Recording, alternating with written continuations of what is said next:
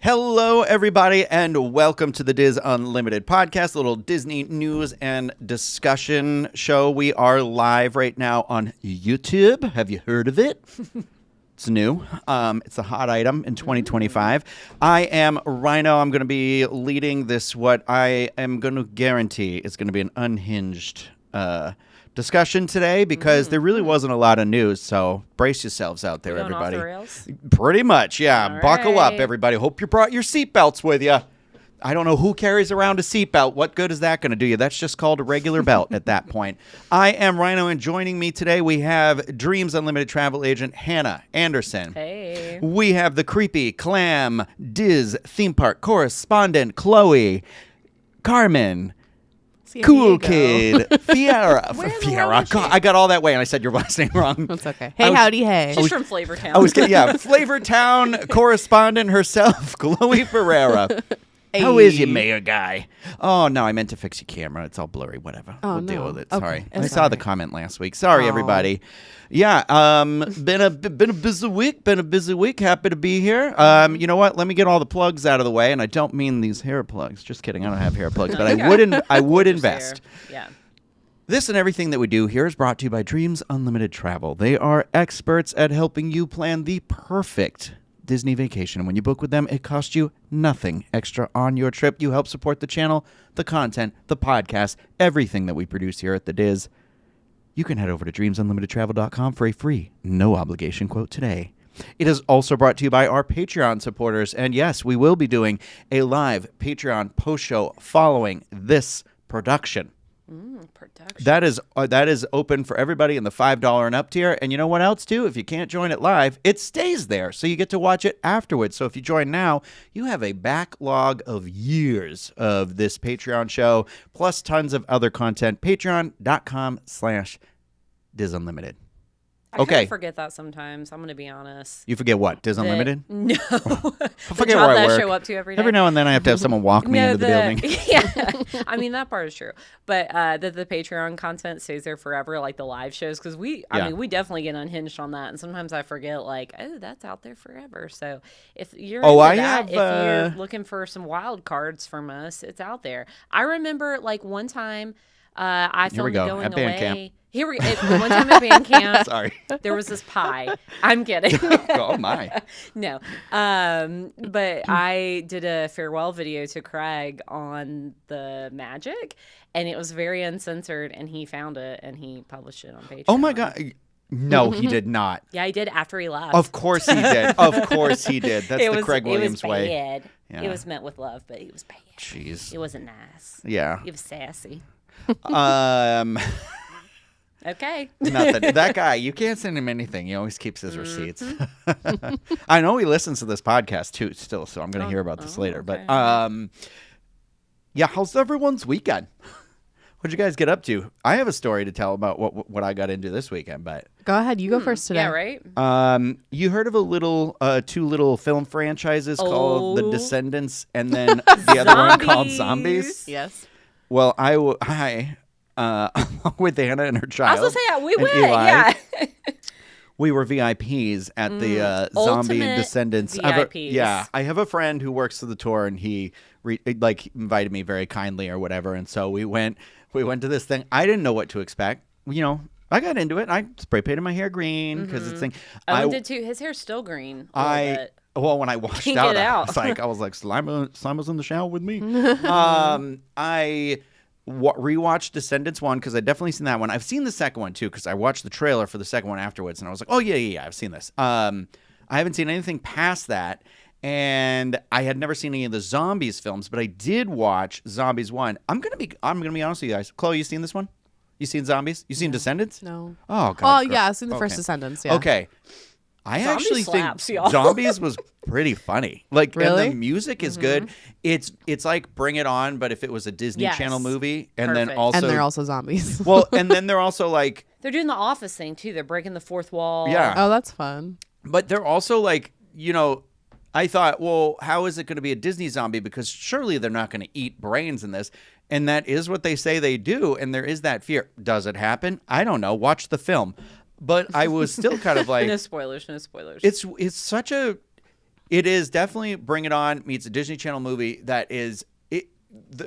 I think where it excels, where Descendants maybe falls short for me, is Descendants took itself very seriously and was very melodramatic. Zombies could be melodramatic, but it was funny because it was just like this, like one guy is like, they'll never turn on me because I have jazz hands. And I was just like, I wrote it down.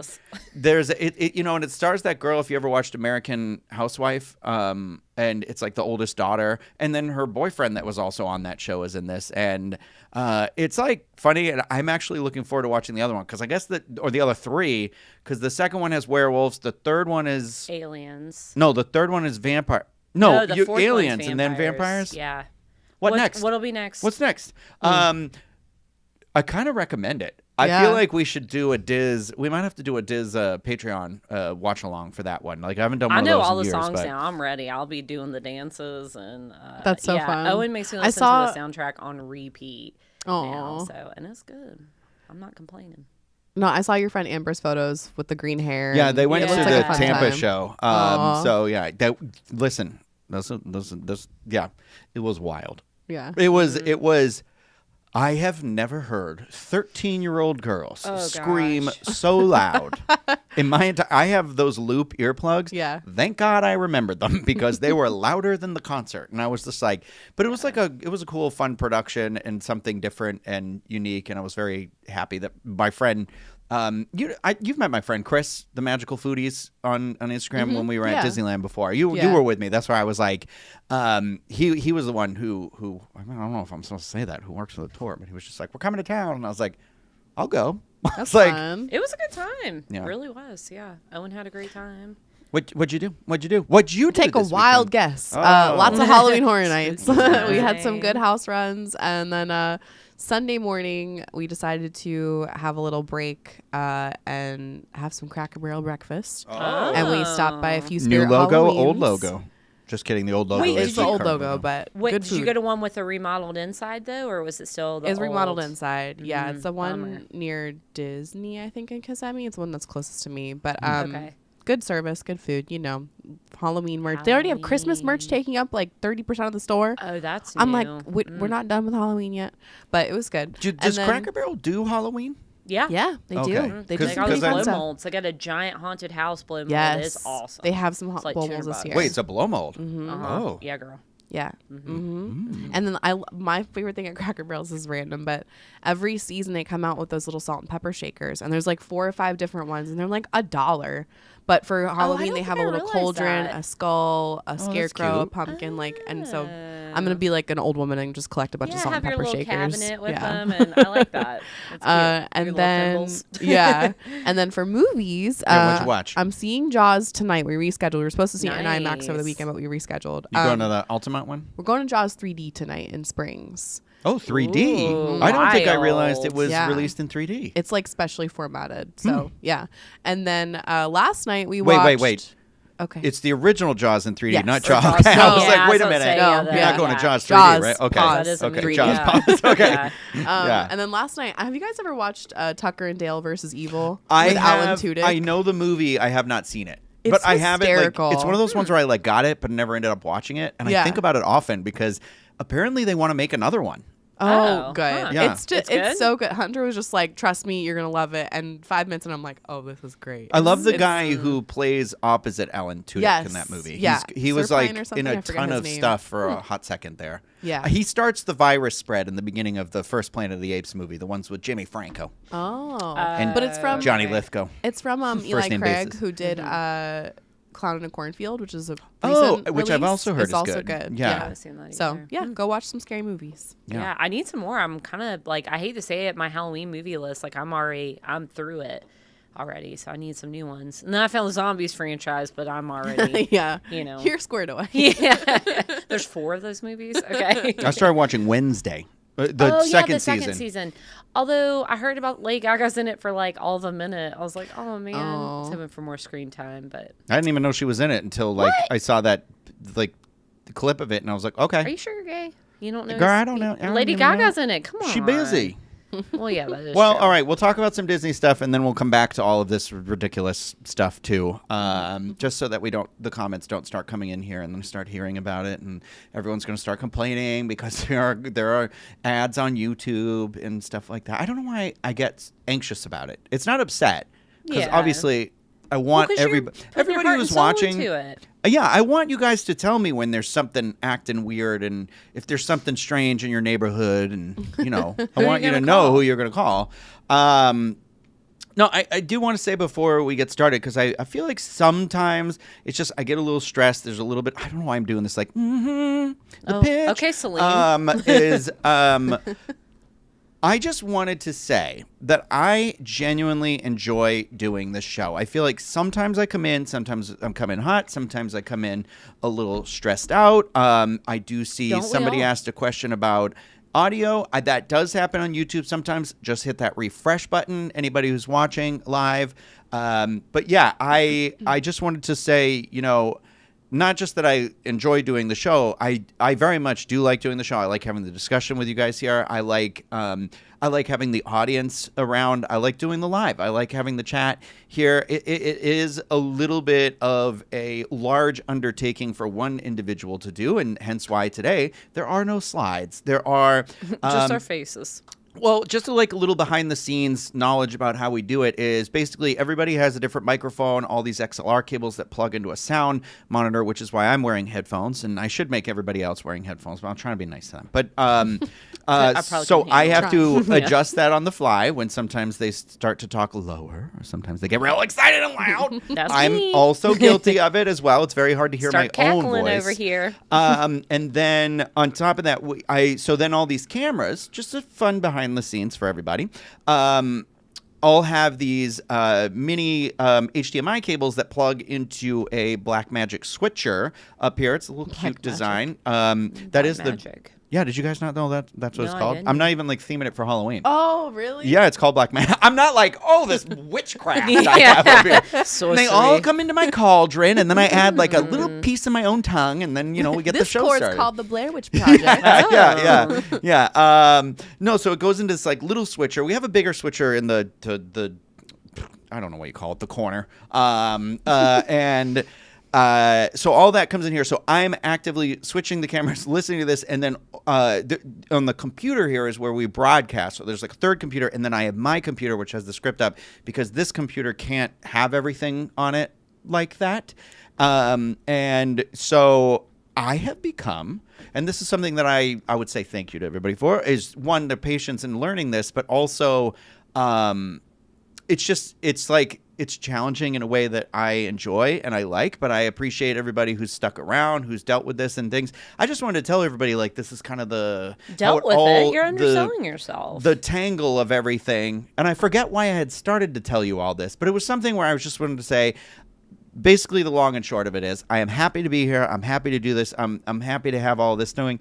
I guess I'm apologizing for coming up short for something that I'm not really coming up short in, I guess, but just that's why sometimes there aren't visuals to go with this and other things, and I am my own worst enemy, and I am my own grandpa as well.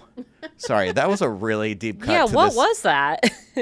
There's a movie called The Stupids or The Idiots or something like that. It's like, and are you pranking me? No, there's a song in it called I Am My Own Grandpa, and he sings it. Oh, I knew my own worst enemy, but I don't know. I didn't know that one, and I wish I did, because then I wouldn't have.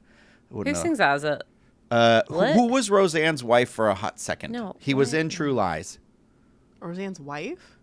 Roseanne's husband. She wishes. Tom Arnold? Tom Arnold is in this movie. And yeah. Anyway, I forget where I started that, and that was another waste of... so here we are, 15 minutes, and we'll finally start talking about Walt Disney World. I wish I could remember... maybe I'll think about it, and maybe I'll remember the 21st of September. Boom. What a segue. Here we go. Chloe, we got some exciting news this morning, didn't we? We sure did. So on September 20th. Yeah. I'm going to be your backup singer. Wait, I have a question. Yeah, go ahead. Do you remember the 21st night of September. Do you remember? Okay, so on September 21st, 2025, Guardians of the Galaxy Cosmic Rewind at Epcot will feature a special soundtrack treat once again. The classic hit September by Earth, Wind & Fire will be the only song played the entire day. This is a rare departure from the ride's typical format, which usually shuffles randomly between those 6 songs. If you know, you know, where there is no set way to request or determine which song you're getting before you launch back into the cosmos. But now, September 21st is a special date for Epcot thrill seekers, as a new tradition of exclusively playing September by Earth, Wind & Fire all day began just 2 years ago in 2023. And this morning, Disney teased the return of this funky disco tradition. But the best part, in the video tease this morning, an audio tech is selecting which song should be played. And there's a little like drawer full of cassette tapes. They all say September. First of all, I'm going to say I loved that because I just last week. Yeah. Who wasn't here? Me. Yeah, it was just me and you, right? I think I said to you last week on the show, I was talking about my dad. It was something. Yeah. Remember we were talking about the Batman sound? Yes. Because you went to see Batman, and I'm like, it was that literal thing they brought out. I was like, that was it. That was the thing my dad had, where it was like he pulled it out and all the tapes were there, and you were like, oh, it's so organized. Yeah, it's so cozy. Sorry, yeah. No, you're good. So most of them say September. There was like one in the beginning that didn't say, but the one that's notable, it says "Living with the Land" flute ambiance, and the cast member goes, "Oh, how did that get in there?" and throws it out. But there are so many comments on the video that are like, "Wait, that's a great idea," and like the Passholder Instagram account is saying, "We hear you, we agree." So I think meanwhile that's a lot. It's a thing that a lot of fans want to see, and I'd love like a retro Epcot soundtrack day on the coaster. And then Scott Gustin actually just uploaded a video of like on-ride footage on Guardians and put the flute ambiance over it, and it kind of works. Yeah. It's just like like as you're going through space, relaxing.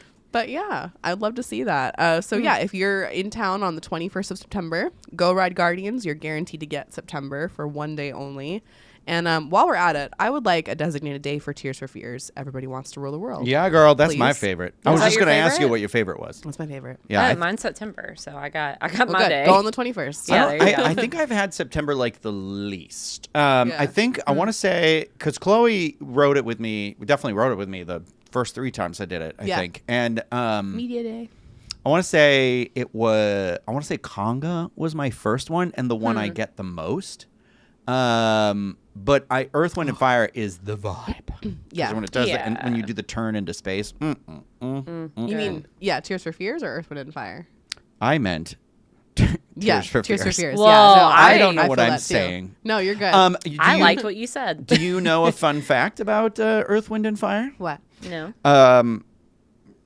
They need heart, and then they're Captain Planet. No, that wasn't where I was going with that. It was, yeah, sorry. It's actually, Steven Spielberg was listening to Earth, Wind, and Fire when he figured out how they would do the effect for the ripple of the water cup in Jurassic Park. Oh, I have heard that. That's Yeah. cool. He said it was one of those things they tried, like they put it on a guitar string. They tried to pluck the guitar string, but it wasn't making the ripple the way they wanted to see it. And then one day he like pulled up to set and he was blaring Earth, Wind, and Fire. It might have been that song. It might have been a different song. I cannot remember that part, but it was definitely Earth, Wind, and Fire. So you're saying they should play that song on repeat in the Velocicoaster queue where their little water cup is on the clipboard. Oh, there you go. Islands of Adventure. And during the ride. That'd be great. That's the ultimate. If you know, you know. Yeah, Like exactly. super nerd. Yeah, you're like, okay, everyone, show me your dinosaur tattoos. So Earth, Wind, and I do have Fire a was dinosaur like tattoo. that was the CD that was in my mom's car like all the time growing up. So if I was going to school, it was like a 50-50 if we were going to listen to Earth, Wind, and Fire always. So I have like fond memories. And it's a great way to start your day,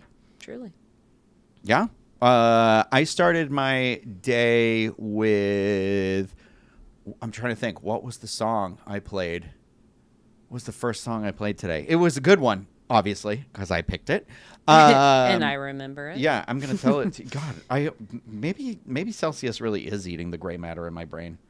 Hold on. I'm going to tell you now. I felt like it was a good one. I started my day. The first song I heard today was Punk Rocker by the Teddy Bears. Oh. From Superman. That's funny. Superman. Okay, so our next story is has us. I think we're gonna head out to see. You're welcome. You got the sound effect? I remembered this time. Yeah, if there's one thing I did, you know. Worth it. This is the OCD and ADHD kicking in real hard here. We got a new lady out at Say Disney Cruise Line, and it's not me. Disney Cruise Line unveiled a brand new Halloween tree aboard the Disney Treasure, and fans sailing this fall are in for a treat. I don't know. That feels debatable to me, but her name, Ginger. Ginger, the enchanting tree, has taken root in the Grand Hall as part of the ship's first ever Halloween on the High Seas sailing. The Disney Treasure made its maiden voyage on December 21st, 2024, so it did not have a Halloween season last year, so this is the first year they're getting to do it, and honestly, this ship is my favorite ship, but standing tall in the heart of the Grand Hall, Ginger greets guests with a whimsical yet eerie design that perfectly balances spooky charm with Disney storytelling, like her sister trees on the other ships. I don't know that I knew the other trees were gendered female. Oh. Not all of them. Sister ships. Oh, sister ships. Yes. Okay. I feel like we're on our way to a band name in here somewhere. Yeah. Hold on. I don't want her staring at me on this computer anymore. So like her sister. No, it says sister trees in the article.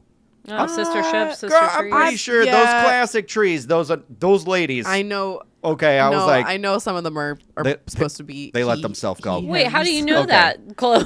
They have like No, story I'm time kidding. with I them know. throughout Yeah. the ships. But Now tell me I've how. been on Halloween cruises. How Okay. do Yeah. you check a tree's gender? You lift it up and you look at the roots. That was terrible. I mean, that's what we were getting at, Yeah. though. You just went there. Thank you. Tell me, Mr. Halloween Tree, about Mr. you Halloween. Mr. Cupcake. I just realized she kind of looks like Ginger Spice from Spice Girls. So Oh, that was my favorite Spice, y'all. Okay, was my favorite, listen too. to me. Hold on. She's over here going, look at me. That was Ginger's first single after she left the Spice Girls. So yes, I've proven I am gay here in this. All right, there you go. Good for you. Okay, I guess I'll start at the sentence I was on before. Like her sister luck. trees on the other ship, she plays a central role in seasonal activities, offering a memorable backdrop for Halloween-themed entertainment and character appearances. Guests will see her during story times and onboard festivities where the tree's history and magic are woven into the experience.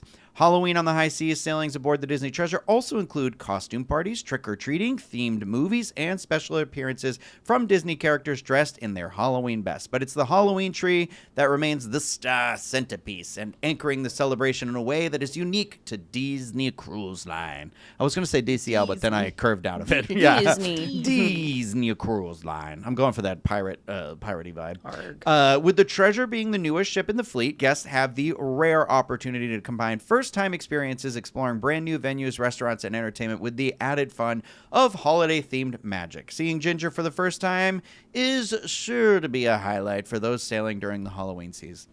I don't like it. Tell us how you really feel. Yeah, sorry. These clearly aren't my words at all. I put the image back up on the screen again for those of you listening. I don't. Okay, so Ginger. I mean, the bone structure is beautiful. Obviously, she's got these really nice cheekbones. She's got a really clean face.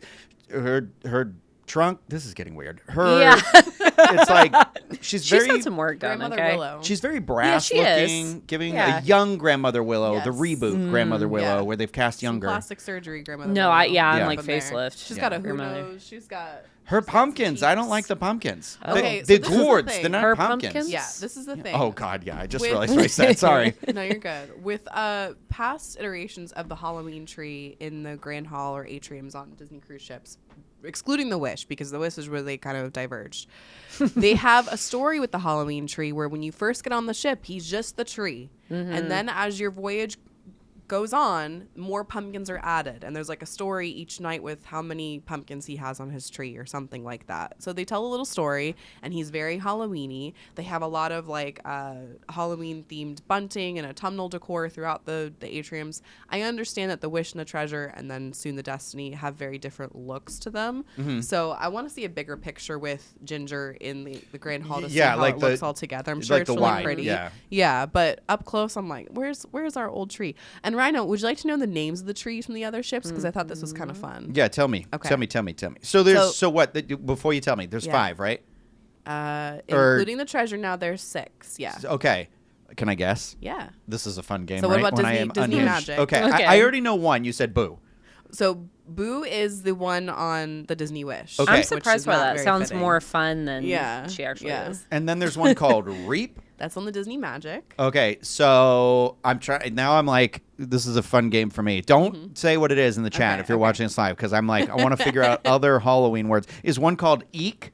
No. I'm gonna Um, guess Jack. No. I guarantee you might come around to some of them, but one of them you will absolutely not guess. I can't believe this. I don't know who decided on this name. Let me know when you're ready. I really don't know. Ichabod? No. Oh, that would be good. Yeah. I'll give you a hint for Seth? one. One is close Brad? One is close to Reap. Samantha? Samantha? Grim? Oh, Grim. Grim is one. Grim is one. Yeah. That's my next sound, though, is that Samantha sound. Samantha? Yeah. Okay, I'm going to stop guessing. You tell us now. Okay, so we have Reap on the Disney Magic, Bog on the Disney Wonder. I said Bob, and I was Oh. like, Bog. they named one after my dad. They call it Bob the Tree. Reincarnated, yeah. Although Grim. bog, like cranberry bog. Yeah, Grimm is on the Disney Dream, and then Okay. on the Disney Fantasy we have Mucklebones. I'm sorry. What? Wait, muckle or muggle? Mucklebones. Wait. What? So they went from like Reap, Boo, Bog, and then they were like, you know what? Let's add Mucklebones. 17 letters. Yeah. That's like the southern, like, my name is Hannah Ashley Ann Elizabeth. And ironically, like for One me, name. that's the one I've seen the most, and I had no idea his name was Mucklebones. I just knew what's he the was story a cool on that? Halloween Yeah. tree. Do you know? I Did have you no know any idea. of the backstory? No, Just give us Okay. one. Come on. I'll dig him up. Okay, there you go. And then we Let's have Boo on the Disney Wish, Ginger on the Disney Treasure. Do we have any guesses for what will be on the Disney Destiny? I mean, going with Boo and Ginger, I mean, sporty. Scary Spice. Baby Spice. Well, yeah, you did. Baby Tree. You did say Ginger Spice, and that. Pumpkin. Why is there not pumpkin? Well, Be my I'm trying to think. pumpkin. Because like Ginger Spice, Ginger Snap, like that is part of one. So I am like, okay, what's another like cinnamon? That feels a little too like muffy. Boo and Ginger. Yeah, Boo and Ginger aren't really, I mean, none of them really go together besides Grim and Reap, but those are two different class ships. I'm torn because I feel like, you know, I mean, they're same class ship, so it kind of makes sense that, like, the tree would look like the one on the Wish, but I feel like the tree works for the Wish, and then on the Treasure, other than changing the color palette, it's the same tree. I wish they would have done something a little more imaginative, Yeah. but, yeah, and I don't know. I know, like, on the Wish, they do, like, leaf bunting, like fall, but it's not as, like, to your point, it's not as, like, Mickey Halloween Pumpkin and feeling. purple and yeah, it's more subtle. It feels more autumnal, but it's Halloween on the high It feels seas. like we want the Kirkland's. yeah. It feels like yes. Hobby Lobby at sea. Yes. No. That's sassy, y'all. We Sorry. want Michaels at sea. We want Michael's at sea. Okay, I googled the name Mucklebones. That's what you said, right? Oh. Yes. Okay, I don't know if this is intentionally a reference to this or not, but the antagonist opposite Tom Cruise in the movie Legend with Tim Curry. Have you seen that movie? Yeah. Yeah, apparently her name is Meg Mucklebones. So I don't know if that was What? intentionally That a has reference to to that. be. Yeah. Was somebody just like a super fit like that movie? What year did that movie come out? Like 85, I think, or something like okay, it's no, like Tom never Cruise's mind. first movie or something, or his no. second movie. I mean, he was in The Outsiders, and then I think he was in that. Ridley Scott. I think it was Ridley Scott, or I'm just talking out my butt. Which Well, I I've never seen it, so I would have am believed usually. you. You never The seen Lord it? of Darkness. It's crazy. It's wild. Yeah, it's good. Tim Curry's like a jacked devil in this, and it's very the imagery in it is insane. Wait, okay, yes, I've seen this. I lied. I've seen this. I just don't remember Mucklebones. Okay, let's move on from this because I am tired of talking about old Mucklebones, Boo, Reap. Oh, unless you had more to add. Sorry. Nope, that's it. Okay, great. Sorry, there was a comment about somebody said I hate Walt Disney World. I hate everything except for Disneyland, and I was like, that's not true. I just said it like the Disney know. Treasure, and I like Walt Disney World fine. I like Baseline Tap I like House. Disneyland and the Disney Treasure. That's Yeah. it. and the baseline. And Halloween Horror Nights. They were nice about it. I'm not faulting them. I'm just like it got Yeah. to my head a little bit, and I was Yeah. just like, I can't help it. You like what you like. So we're gonna talk about just real quick here. I lost the article. I'm sorry. Is that at I wrote this in the description. Get ready to go Bippity Boppity broke with visits from the Fairy Godmother at Bippidi Bobbidi Boutique.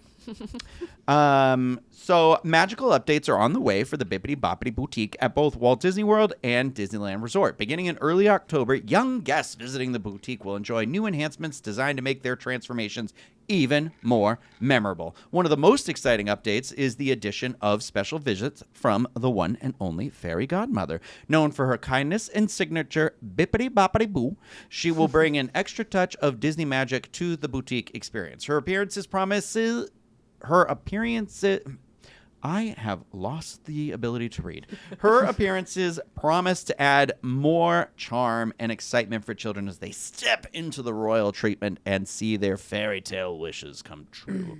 Along with character visits, Disney announced that new simplified package options will soon be available. These refreshed packages are designed to streamline the booking process and make it easier for families to select the makeover experience that best fits their needs. The Bibbidi Bobbidi Boutique has long been a favorite for families, offering princess and knight transformations complete with hairstyling, costumes, accessories, etc.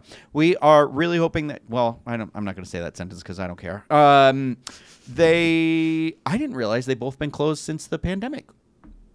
Wait, what? Disney Grand Springs. Floridian and Disney Springs? Oh, yes. I probably should have read that sentence, but it said we're really hoping that these updates might indicate that it is that I don't like when people speak for me, so no.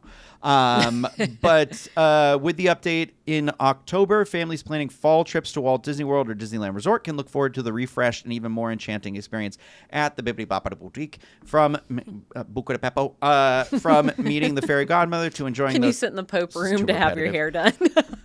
I think this is cool. I actually, has like Fairy Godmother never made appearances there before? Because I feel like that's the whole thing. I know. Yeah. I'm so surprised. I'm like shocked by this. That's cool because you're definitely paying a premium for the experience. I know, like, you haven't people. Done it? The only thing I've done is I've done Pirates League on Disney Cruise Line with Owen, and we didn't do the full. We just did the face makeup. But I mean, they really. I mean, I gotta give it to those.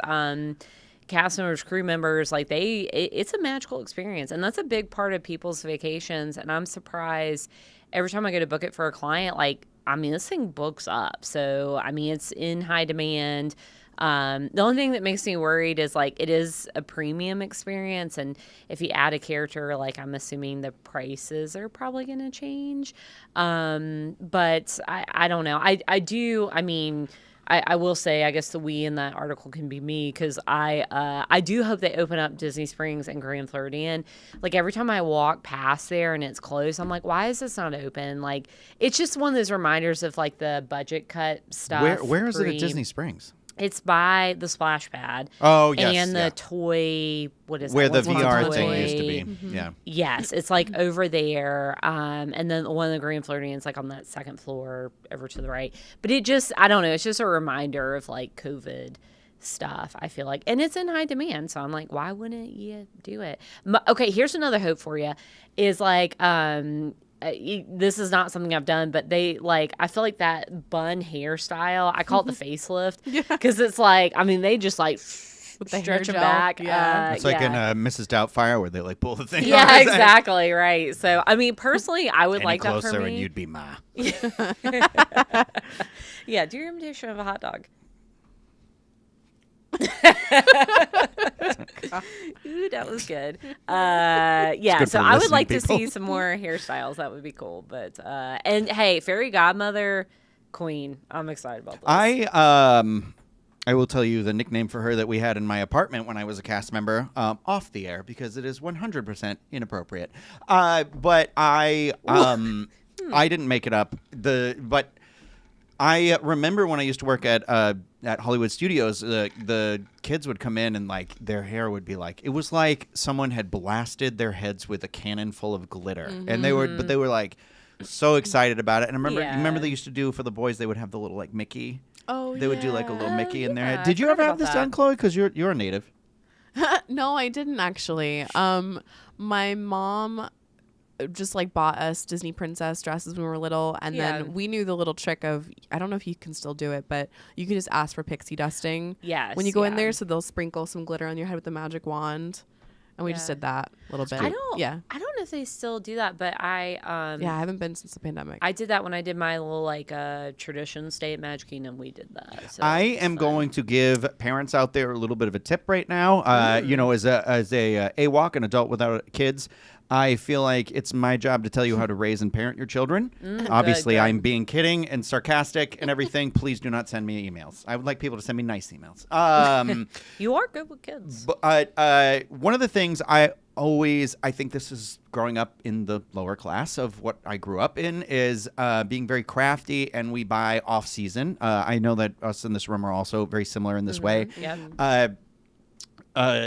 One of the things I think that you can always buy and save, you know, I mean, check the expiration date. This time of year, they always have the spray-in hair color, but they have one that has glitter in it. And I was thinking, like, that might be a great thing to save.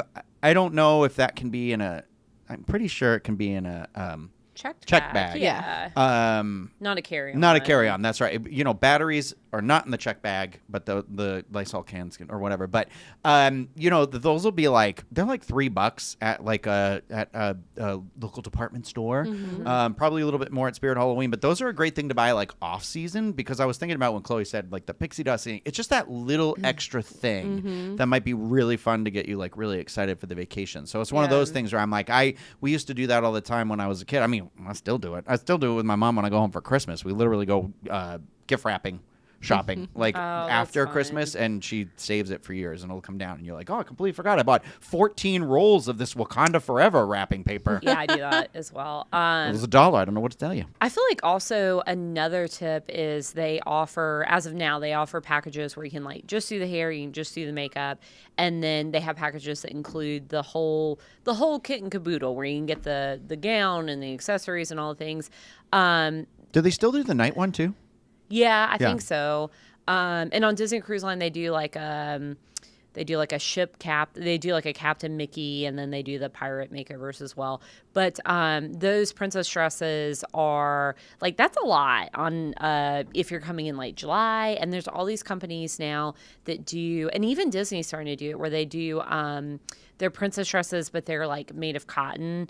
They're almost like the activewear princess dresses. So that if your kid's a little bit older, they may be more inclined to be like, no, I don't want this. I want the full makeover. But those dresses are hot. They are itchy. So either bring a change of clothes or look at doing something different. Also on that tip, again, Halloween stores are department stores that sell Halloween merchandise are going to be one of your friends, because I've noticed, like, you know, looking for that stuff, there's always a Disney themed costume in there. So if you can get it for real cheap, you don't have to be coming for a Halloween party to just enjoy that. I see in the comment right here, I can't read this far away. Oh, some an animator just said, I want adult pictures like that, and they don't offer that.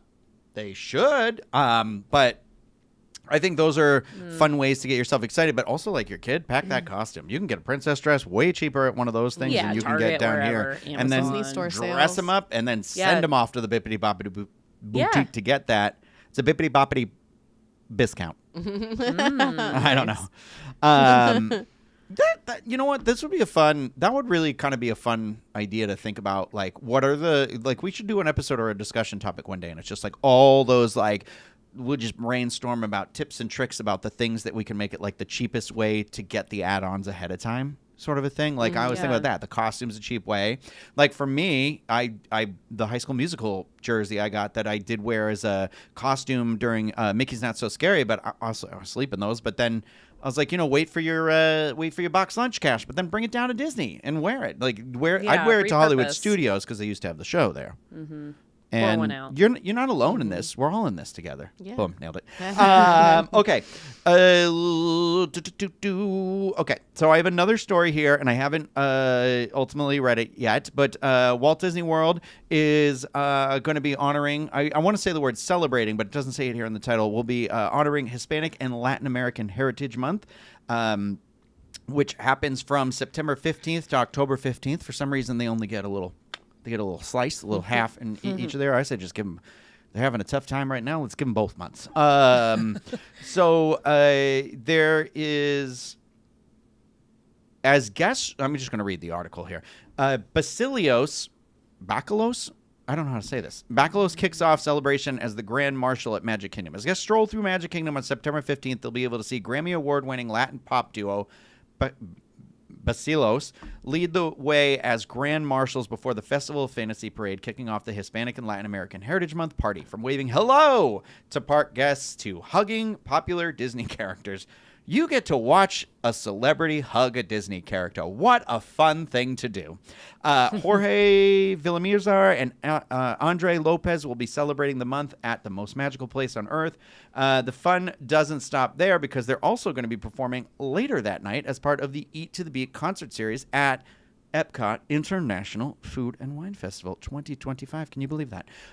Guests are going to be able to... I'm not going to read this sentence. I really should get better about being able to read faster before my mouth starts talking. But there's going to be a Disney Adventure Friends Cavalcade that has Bruno from Encanto, Miguel from Coco, and some others. And then later in the evening, guests can watch the new night... This is not part of it. Sometimes I don't like when an announcement includes things that are just like the normal thing they're happening. And they're like, this is what we're doing to celebrate, Hispanic Heritage Month. But also we do it every other day of the year. Right. It's like, this for you. Okay. It's like, this is what we're, you know what? For this, how we're going to celebrate here at the Diz, we're going to have a live Tuesday show. That's what it feels like to me. And you're like, don't you already do that? Yeah.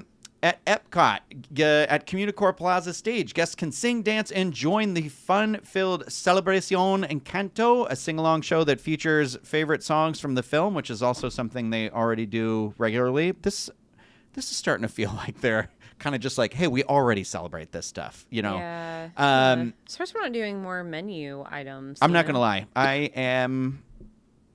I don't think I'm going to finish reading this because it is basically just stuff that feels like they're already doing.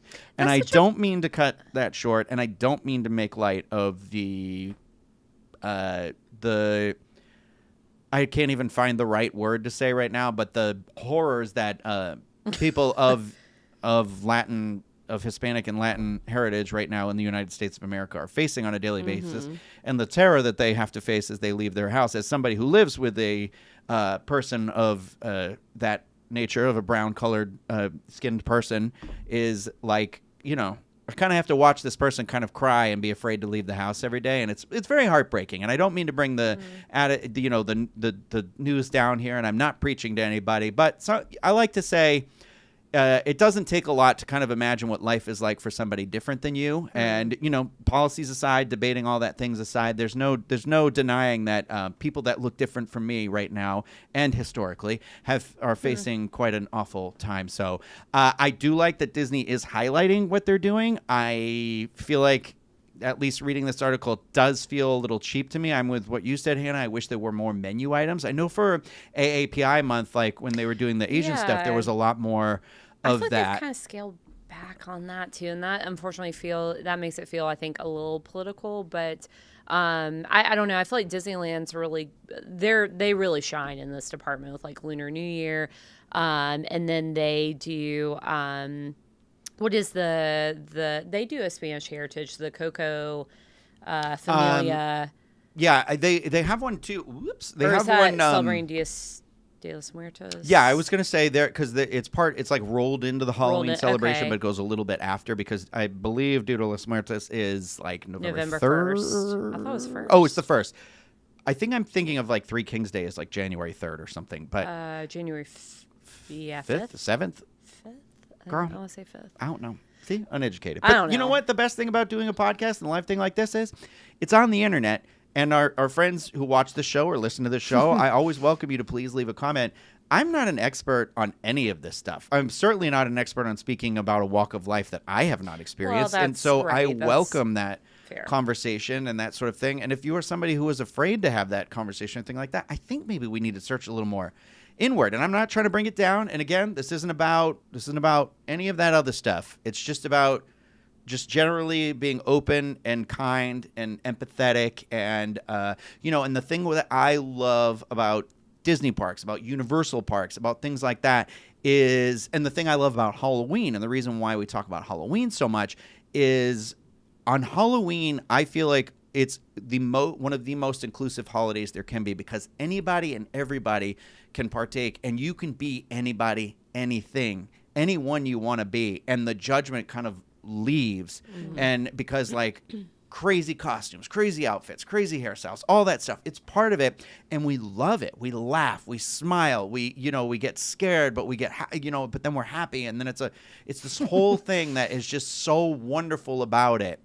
And I think that is kind of also a very like intrinsic thing that is part of sort of the Disney storytelling in these theme parks, is that these are places and environments where it's kind of like, let that freak flag fly, baby. Like, discover who you are. I'll bring it back to the comment I saw in here earlier about why don't they offer the adult prince and princess, or prince and princess, or whatever types of these photo shoots. Girl, I would sign right up for that. I'm not even kidding you. If you were like, oh, we're gonna do a Disney character themed photo shoot, can you imagine if they did like a 90s retro one that was a little bit like a Goofy movie, but and you had props and whatever at Disney Springs for like 30 minutes? I'd be signed right up for that. Take all of my money. The Disney Adventure's doing they're doing their like Marvel makeovers that are going to include adults, and I know that's in Singapore, but I mean that was like the thing that stuck out for me of like different experiences that they're offering. So I wish there was some sort of thing like that, even seasonally, if you wanted to make it like relevant for Mickey's Not So Scary, or like, doing the pirate makeovers on Disney Cruise Line. I wish there was more like that. And I will say, sometimes I feel like I complained about Disney being like a little dense. Disney's very into storytelling. That's no secret. But like when we were on the Treasure and they were talking about the Coco restaurant and all the detail and all the research that went into that, it provides like extra culture that, like, I'll be honest, I've not been exposed to. The only time I've been to Mexico is on a cruise, Cozumel. But also Cozumel is not indicative of the rest of the state. Well, that's what I'm saying. And that's part of it too. So you're in, and as anybody who's ever lived near a tourist port, and Hannah, talks about going to like Asheville all the time and in North Carolina. Yeah, they're very different from the rest of the state, right? And that's the thing. So like we as tourists, you could say like, oh well, I've gone, and you get a little bit of that culture, but it's like it's like the most digestible. It's like American Mexican food. But like what I was going to say about the Coco restaurant is that, like, my exposure to Mexican culture is very limited. Yeah. And, but the Coco restaurant and the Disney Treasure, I mean, they put the research into that. And, like, we haven't been since the media sailing, but, like, I remember it is not a kind of place where you can order chips and queso and I'll have the house margarita. So I appreciate that. And I learn, I have had Disney experiences where like I've learned to embrace new cultures or like try different menu items. And then that's something I can like carry back to my family and things like that. So, I mean, high level, I guess what I'm trying to say is like, I wish there was more of that. Yeah. Because, a lot of those things like it provides you an entryway into that sort of a thing. It's the same thing when we grow up. It was, you learn, I'm from Mississippi, culture's like limited there. So what were you gonna say, Chloe? Sorry, I was just gonna emphasize how we were talking about the Latin American Heritage Month, how little effort they're putting into it. If it is phrased as this is their celebration that they're doing, because I mean, even if they wanted to do like Coco is an easily digestible, if you will, story that's in the parks, and like they highlighted that he's in Starlight and he's in the Cavalcade. Why not set up a special meet and greet for the month? To have those families come meet him, to make it more special, or highlight restaurants in Disney Springs like Frontera Coquina. I just went there for the Flavors of Florida Springs event. And they have what did I say it wrong? One of my favorite things about you. No. One of my favorite things is you always start. You've had a couple words every now and then. I'm like, oh yeah, no. You Frontera Cocina, and you were like Coquina. I think it's a shell. I'm sorry, those little butterfly shells. Yeah. Frontera Cocina. No, I learned more about that their food there, just stopping in for a Flavors of Florida event that I went to. They were making the shrimp ceviche fresh with jalapeno and shrimp obviously and peppers, and the way that they're making it with lime juice, and it was gorgeous. And I learned more in that. So it's kind of disappointing that they're just like, yep, this is what we have all the time. So come on over and celebrate your Yeah, family. yeah. So I don't know. It's just strange. I think what I love, I you know, and this is something I definitely love about Walt Disney World. I know Hannah said earlier it is present at Disneyland for sure. I think they, I mean, their demographic there is not. I don't want to say very different, but it's more. You know, there's a big Asian population. There's a big Mexican population over there, and I think because it's a lot more local driven as they turn on a dime, but they also know that people already know a lot of these flavors, these experiences like that, and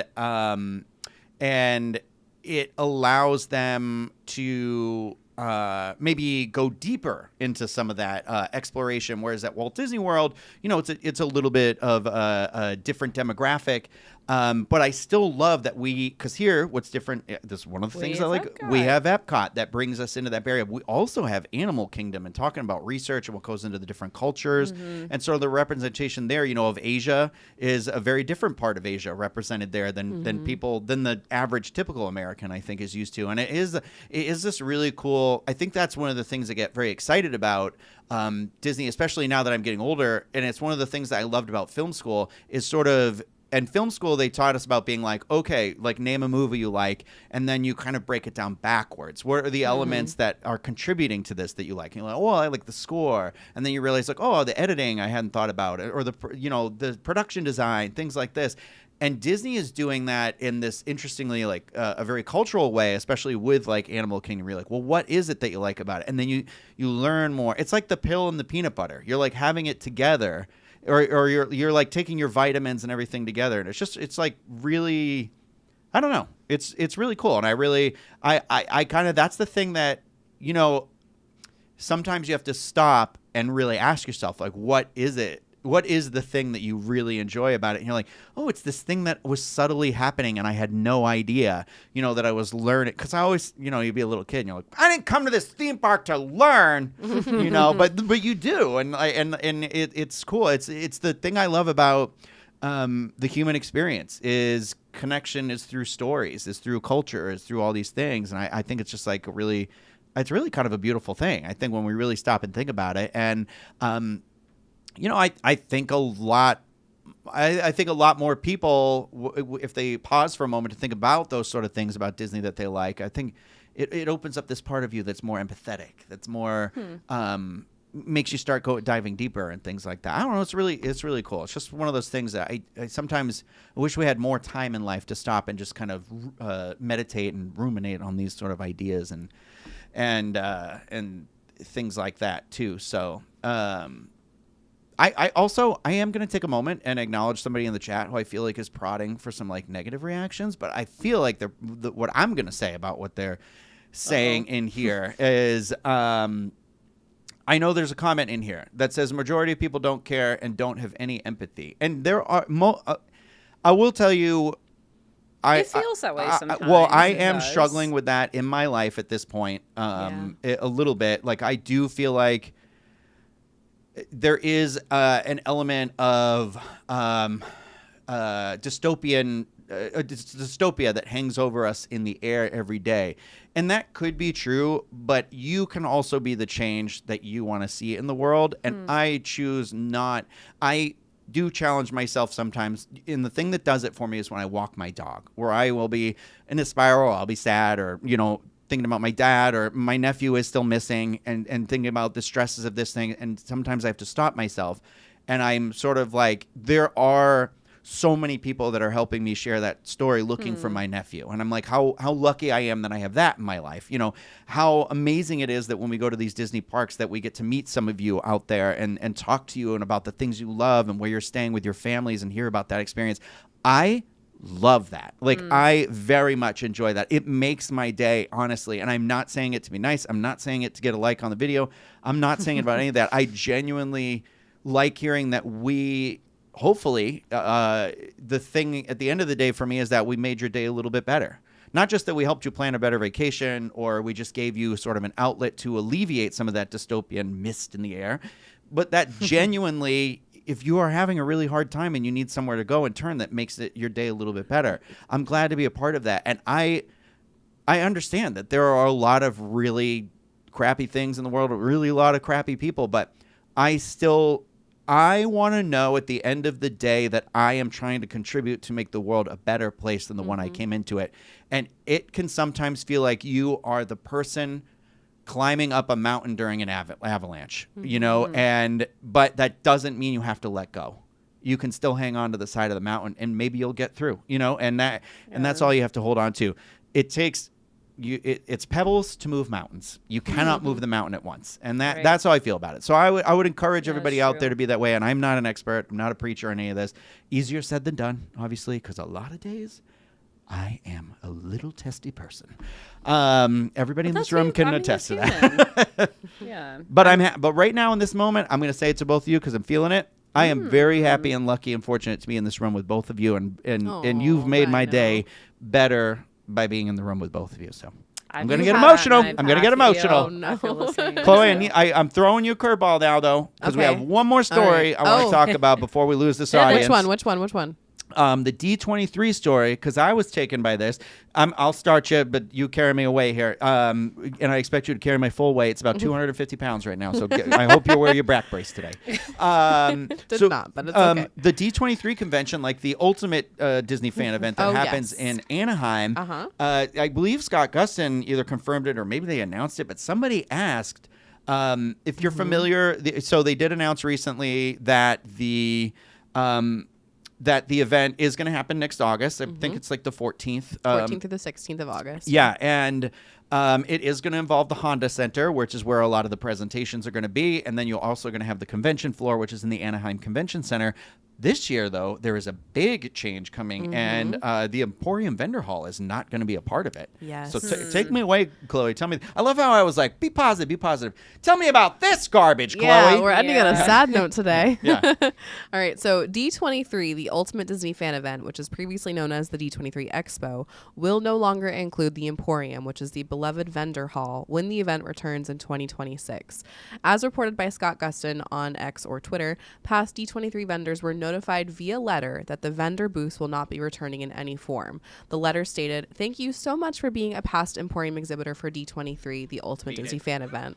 We truly appreciate the passion and dedication you've shared with our Disney fan community throughout the years. The Emporium has been a beloved tradition, and your presence has helped make it so special for our guests. As the event has continued to grow, the show floor has evolved into a highly curated experience focused on Disney storytelling, brand partners, and creative showcases. To best serve our expanding audience and align with this vision, we have made the very difficult decision to not include the Emporium or vendor booths in 2026. We know this news will be disappointing, and please know this decision was not made lightly. Disney collecting remains an important part of our fan community, and you'll continue to see that passion reflected in programming, panels, and showcases at the event. We are so grateful for your contributions to the D23 experience over the years, and we hope you will continue to be part of our fan community as we celebrate all things Disney together." How do you feel about this? Because I know this is one of your favorite. I've been to D23 with you.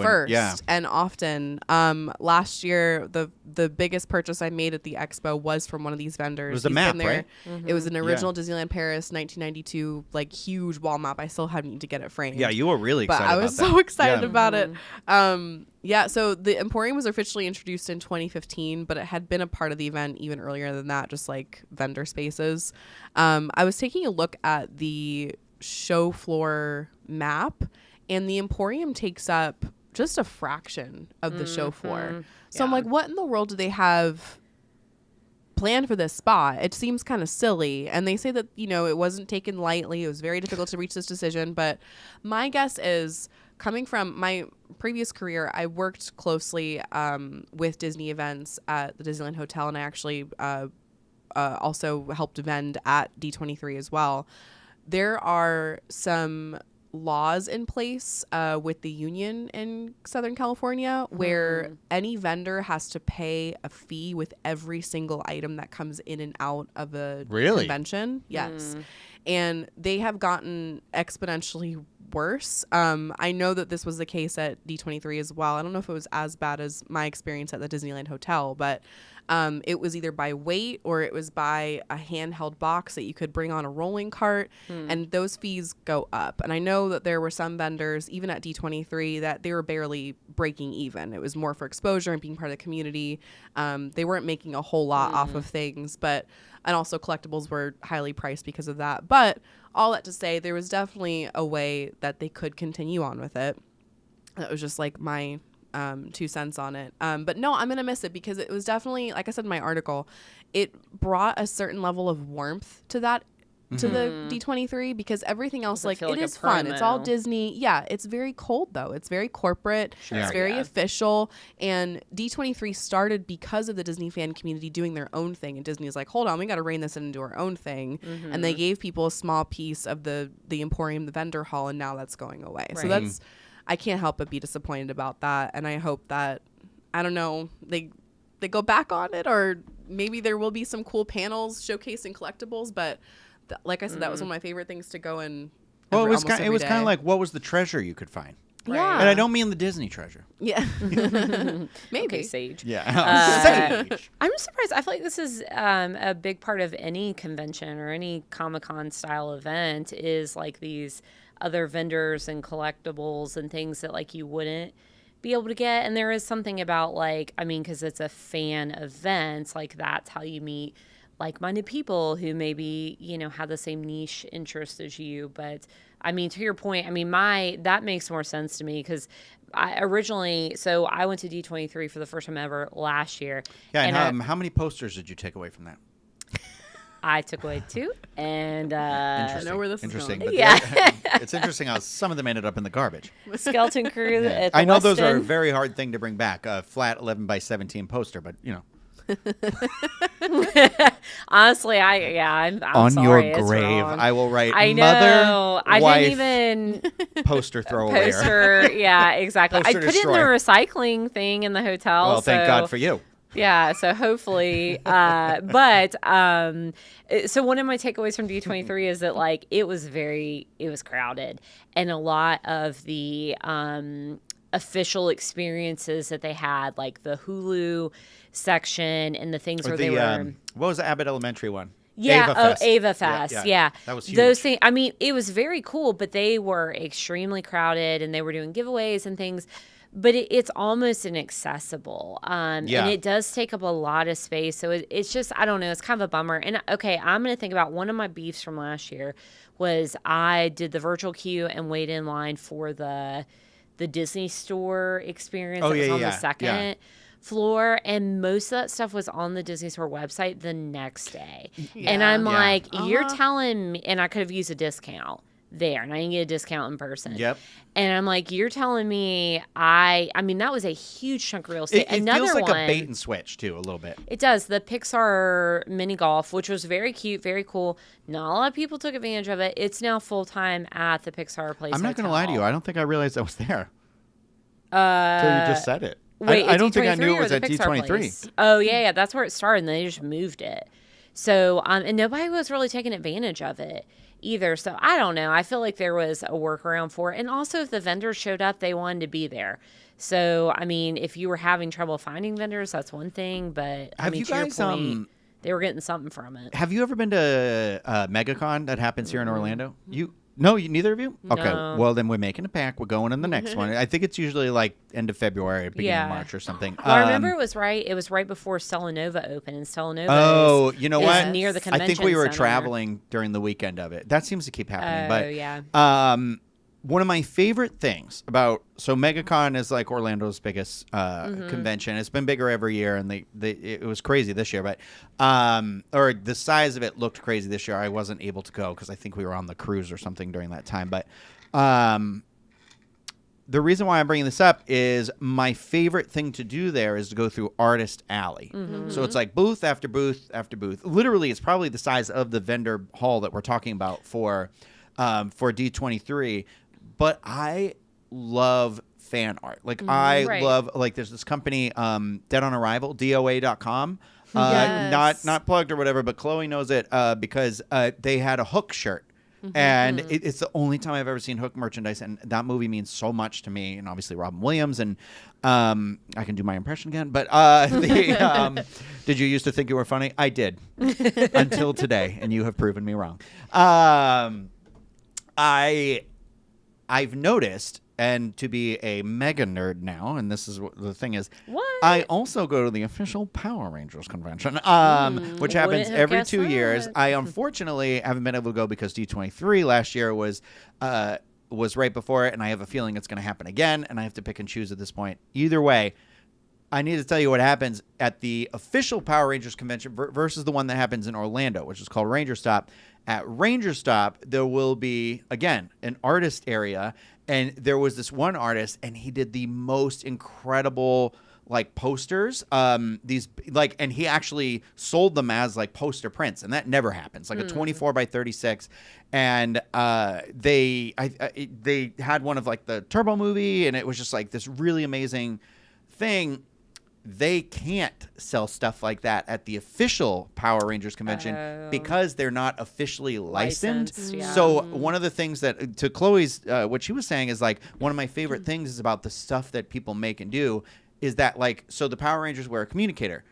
I can't get that at the official Power Rangers convention, but the person who makes and sells those, with they're like metal and everything, and you can buy them on eBay or something like that. It's called like Starlight Studio. They come to Ranger Stop, and so like I can end up. I found like the movie version of the communicator, which is such a niche thing because it's literally on screen for a second. But they and I got it, yeah, because I knew Other what it people was. know. Sticker things like this, like decals for the car that used like the lightning bolt. The reason why I'm saying this is like There's a market for it. Yeah, but also those type of people. So like at MegaCon couldn't be at official conventions unless they are officially licensed. Yeah. Because it's literally being like, come get me, like, Yeah. and Yeah. Disney or a major corporation, a movie studio, whatever, will come and get you. I know Yeah, they will. that D23 last year, I'm pretty sure it's part of the Emporium. They do have a small section that is kind of blocked off for artists that are making inspired works. They're not official Disney That's nice, sanctioned, yeah. but there are approved artists because anybody in the Emporium can't just sell homemade goods. It's usually like collectibles, loungefly, pins that are hard to find. There's a lot of that. But yeah, there's that special blocked off artist section. So I'm curious to see if they're even going to keep that around. Well, and that's what I'm saying is that's I'm of two minds about this stuff because it is like, yes, I love an official convention, but I also love an unofficial convention, and I find that because those constraints aren't there. So that's where you could find somebody who's like, oh, we did all these horror icons as like little crochet babies. Yeah. And you're like, you know what I mean? Yeah. You never. It is that like I feel like there's more of that sort of treasure. Plug for Chloe's Treasure Thursday right here. That happens, and so it's sort of a tug and pull. And I think that I'm guessing that D23, the Anaheim version of it, wants to go for more of the Ava Fest, wants to go for more of these bigger, my favorite word, activations and experiences that get rolled into the floor. So I think it's going to be more of that. Like they had that one that we did that was like the bear and American Horror Story, remember? And I was like, please don't jump out and scare me. And and all that's like, I think they're leaning into it, at least the read I got from this is leaning into a lot more of those. But to Hannah's point, they are the lines are long. It's time consuming because a lot of it sometimes involves swag, buttons, pins, whatever, these things. And so it's this sort of element that I feel like I'm again on both sides of this thing because I'm like, it's so much more time absorbing, and it sort of takes away my autonomy at the event because I have to, like, if you're not doing that, what are you doing now? Yeah. You know? And so I'm curious to see how that all plays out. With that said, I do absolutely love D23, and I look forward to this year's event and see how the Honda Center goes over again. I'm hoping for swag this year because last year I just like the posters. I know. I didn't get my poster at the Honda Center. I don't feel bad for you. I got There was the no convention poster. center. Yeah, I know. I was going to say they passed it out You to could've Lucas gotten it Dumbo. too. Even worse, you literally took it from the hands of the people that made the show and said, "You know what? This is trash," and threw it away. Recycled. Recycled goods. She at least thought it was good enough to put it in the recycled bin. I think that's going to do it for us? ? Oh, wait. Did you want to say this Aulani story I sent you? Yes, I dropped my Oh, she dropped her phone. Okay, that was what she was trying to kick under the thing. I am going to do a plug at this point to just give this video a thumbs up if you're still with us on YouTube. I forgot to do that earlier. Would love for you to do that now. It does help with the algorithm and get it out there. Hannah's got a little bit of a deal that's coming to Aulani Resort this winter. We were told, it's a winter savings for 2026. Also, gang, I think we're going to try and help you out with some maybe like holiday planning for travel. I know it is right now we're in literally most of the United States. I feel like at this point is finally officially starting to get into the swing of Halloween. We start early here because we love it, but we are officially in September post Labor Day. So it is time for the rest of you to get on that spooky little train with us. But we want to make sure that with that, I know that a lot of you maybe can't do a last-minute trip between September and October, so we'll hopefully have a little bit more discussion about November and December and anything like that. I think maybe I'll do a post on maybe like the Facebook. Yeah, what is it, 2003? What am I, Justin Timberlake? Drop the th. Oh my gosh. But anyway, I do love that movie. We were told for the planners out there that we want us to start looking into the holidays. Difficult for the Halloween gals here, but myself included in that sentence. But one of those for next year at least. I know that we don't talk about Aulani a lot because I've never been to Hawaii. Would love to go. You been?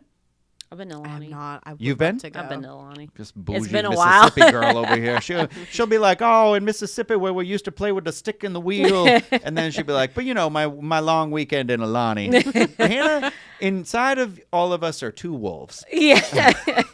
I eat everything with ranch, and I've been to Aulani. It's been a long time, but Aulani, so they are offering up to 25% off of stays for 5 nights or longer between January 4th and April 9th of 2026. Oh, it's in the earlier part of the year. Sorry. Yeah. I only looked at the article heading, and I was thinking like it was the end of last year. Yeah. Or next year, you know what I mean? Right. So it's beginning of next year, but you can go ahead and book it now. But stays up to 25%. Or up to 20% if you're not staying 5 nights or longer. So basically 20 to 25% based off of how many nights that you're staying. So you can go ahead and book it right now. And that's a good savings for especially Aulani. And Aulani, you can use that towards, so they have standard hotel rooms and suites, and then they also have Disney Vacation Club. So you can book a studio, you can book a 1-bedroom, 2-bedroom, 3-bedroom grand villa there as well. Lots of different view types. Hawaii is still warm that time of year. That coincides with holidays like President's Day, Martin Luther King Day, spring breaks, things like that. And I'm going to go ahead and say, I mean, I've only been one time and it's been a while. If you are going to Oahu and you stay anywhere else but Aulani, you're going to be sad. You're going to wish you stayed at Aulani. So if you're going over there, if you're making the trek from wherever, I think you should stay at least 5 nights and plan to spend a fair amount of time at the resort because it's incredible. I also think depending on where you're coming from, it might be it's one of those. If you're flying out of LAX, pop a Disneyland day on there. Oh, or something absolutely. like that. Help yourself with the transition of time zones and stuff. Yeah. I say as somebody who's never been to Hawaii, like, listen to me, everybody. Let me tell you about this thing I know nothing about. Let me tell you another thing. So the way... This'll be good. Yeah, here we go. Another story. Here we go. Tangent. The way I did... You can do Disneyland, of course, get you to California. Hey, if you're Eastern time zone, you're going to want that time difference changed because it's like a 6-hour time difference. And so that's really hard to just like... wake up and be ready to go. But so you can do Disneyland, or you could do, there's an Adventures by Disney stay that you can do in San Francisco. Or if you want to do like I did, I kind of mimic that, and you can go to the Disney Family Museum in San Francisco. You can go to the Disney Family wineries like Silverado, things like that. Really cool experiences. So I know we don't talk about Aulani a lot, but like it's always on my mind. I'd love to go back. It's hard to talk about something we've never done. So that, I guess mean, here we enough. are. I didn't know we had someone from the island in here with us. Aloha. It's definitely really What's offensive. I apologize for that. I know. Time for our cultural lesson. Yeah, as I just spoke about that earlier, and then here I am. Oh my gosh. I have two wolves in me. I'm only thinking about like forgetting Sarah Marshall right now. Like PPOP. I stopped wearing a watch when I moved to Hawaii. Yeah, I'm 55 or whatever he says. No, I just look at the time on my cell phone. Yeah, I love Paul Rudd. But Aulani, I mean, truly is like, and the food is amazing there. And I would say if you like a Disney cruise, I mean, donuts to the dollar, you're going to be obsessed with Aulani. And I do love donuts. Yeah. And so, hey, listen, you can get great donuts in Hawaii. Okay. Well, that's going to do it. Malasadas. We'll learn one day, Rhino. No, I want to we'll spam find out musubi. one day. Come on now. Yeah. Oh Spam yeah, musubi. they got the Mickey shaped and musubi there. and the snow mac cone. salad. Yeah. And they Snow got cone. they got the Mickey yeah. shaped snow cones. You can add the like condensed cream to it. Ama is the best Disney One day. restaurant I've ever been Girl, to. it's a bucket list. I was going to go in 2020, but I don't know if you heard. Something happened. COVID. Yeah. 19. Who? Man. Mrs. Corona. Well, I think that is going to do it for our show. The stomachs are rumbling, so that does feel like we've gone past the time here. But Our internal I'm clock. going to be 100. Yeah, it's our internal clock. So that we know we're like, what's Like a dog. It's What dinner is time. 2:15. We thank you all for being here. We ask that if you're watching the video, hit that thumbs up before you go. I appreciate Hannah and Chloe for being here to have this conversation with me, as well as all of you who watch this live or are listening to this back or watching this back or anything like that. Appreciate all of you. Please let us know if you have any questions or any topics for future discussions that you'd like to see happen on the show. I think this show went way better than I expected because I walked in basically being like, I hope you guys are ready for this unhinged energy.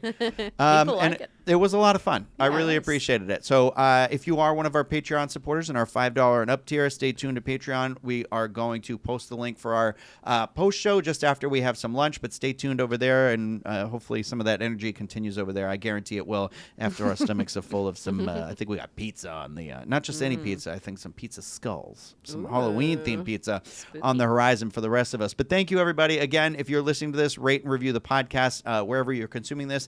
And if you want to send us an email and talk about anything or give me some feedback, anything like that, it is podcast@disunlimited.com. I will I am the one who most likely will respond to you. So, hey, what's up? So feel free to write one of those. Again, the YouTube channel for comments and future things and all that stuff. But yeah, just a big thank you to everybody for being part of this. That is going to do it for us. We will see you again next week with another episode. Bye, everybody.